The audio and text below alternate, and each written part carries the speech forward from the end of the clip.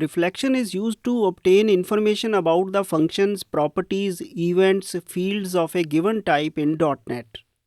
For example, we can use reflection to query the constructors and methods of the system.string class. We can even use reflection to execute the methods queried through reflection. We can use reflection to obtain a description about the assembly that contains a given type. Please do, however, note that this is not something that is done very commonly. So it's all informatory, it's available when you need it. Reflection works through the system.type class. We can obtain the data type of an object by using the getType method. In this program, we have a variable y. The function getType provides us the system.type object for this instance. Once you have the system.type object, then you can use it to obtain information about the properties, methods, and other members of the data type behind the variable y.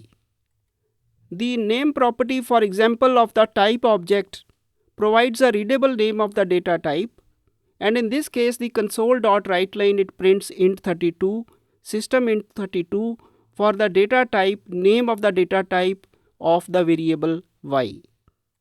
It is possible to obtain the system.type instance from the data type directly also. An instance such as y is not required. For this, there is a type of operator. You can use it like type of string. It will provide you the type object for the string, and later on you can query the properties through that variable. Let's take an example. We'll query the constructors of the system.string class.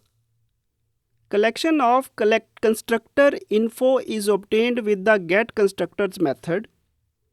A for each loop then can be used to print all the constructors. We can even obtain a list of everything in the system.string class: constructors, functions, properties, events. So everything else can be obtained in one go. For this, we obtain the collection of member info associated with the type by using the getMembers function. And on the same pattern, we can use a for each loop to print each member info. A long list is printed on the console because there is a lot of inside the string class. So we have learned how to obtain specifically information about the constructors, about everything. And there is another method called get method also. We can use the get method function for obtaining the method info about the function. The get method function requires the name of the function that you wish to query. And after this, we can use the invoke function by passing an array of object arguments. In this case, we want to test a string ABC, so we have passed it as an object argument.